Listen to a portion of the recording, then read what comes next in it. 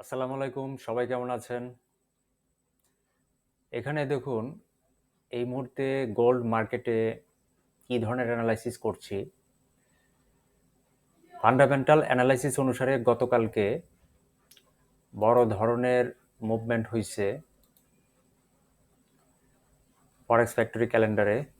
এখানে গতকালকে রাত্রে 12টা, 12:30টায় এফওএমসির স্টেটমেন্ট ছিল, ফেডারেল ফান্ডস রেট ছিল। এখানে প্রচুর পরিমাণ লেনদেন হয়েছে গতকালকে রাত্রে, ফলে প্রচুর ফ্লাকচুয়েশন ছিল, ভলাটাইল ছিল মার্কেটে। ইউএস ডলার প্রচুর পরিমাণ ওঠানামা করছে, ফলে ইউএস ডলারের সাথে যতগুলো কারেন্সি পেয়ার রিলেটেড ছিল প্রত্যেকটি পেয়ার হাই ফ্লাকচুয়েশন করছে এবং হিউজ একটা লেনদেন ছিল গতকালকে রাত্রে। যারা ট্রেড করছেন তারা জানেন গতকালকে রাত্রে একটা বিশাল ঝড় গিয়েছে। তো সেই অনুসারে এখানে গোল্ডের মার্কেট প্রচুর পরিমাণ বুলিশ মোমেন্টাম করেছিল এখান থেকে এখানে। তো আজকে সারাদিনই কিছুটা বেয়ারিশ ভাব, তারপরেও এখানে সকাল থেকে একটা বেয়ারিশ মোমেন্টাম ছিল, এখানে নেমেছিল প্রাইস। তো নামার পরে ট্রেডাররা, সেলাররা এখান থেকে বের হয়ে যাওয়াতে বায়াররা এখান থেকে পুশিং আপ করেছিল, ফলে প্রাইস কিছুটা রিজেক্ট বা পিনবার তৈরি করে এই মুহূর্তে এখানে চলে এসেছে। এখানে একটি রেজিস্ট্যান্স জোন আছে, রেজিস্ট্যান্স জোনটি এই যে এখানে।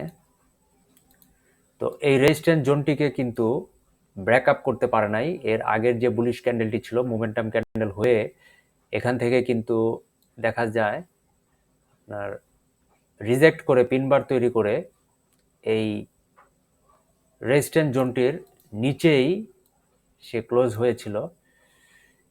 ফলে ট্রেডাররা এখান থেকে সেল এন্ট্রি শুরু করেছিল এবং প্রাইস এখানে নিয়ে এসে ট্রেডাররা এখান থেকে বের হয়ে যাওয়াতে বায়াররা এখান থেকে বাই এন্ট্রি শুরু করেছে। ফলে বর্তমান ক্যান্ডেলটিতে কিছুটা বুলিশ দেখা যাচ্ছে।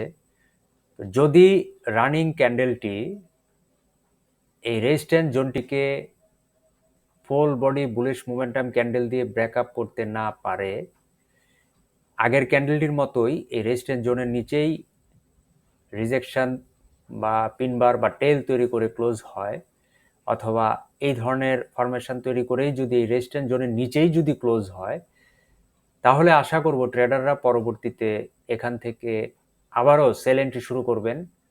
ফলে একটি নতুন বেয়ারিশ কন্টিনিউশন দেখব বলে আশা করছি।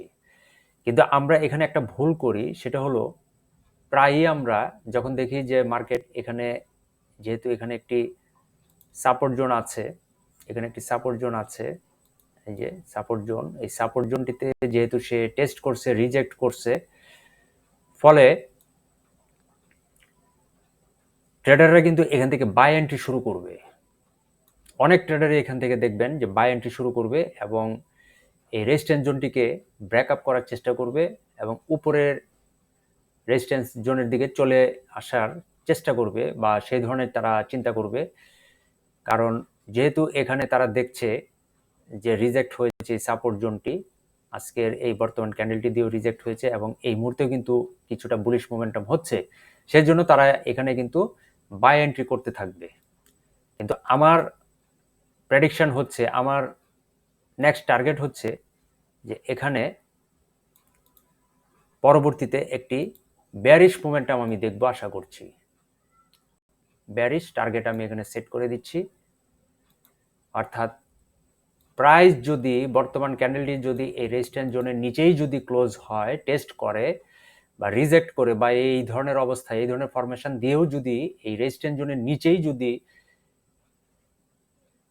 ক্লোজ হয়ে যায়, তাহলে পরবর্তীতে ট্রেডার এখানে সেল এন্ট্রি করবে এবং সেই সুবাদে আমি এখানে পরবর্তী প্রেডিকশন বেয়ারিশ আশা করছি। দেখতে থাকুন। ধন্যবাদ সবাইকে।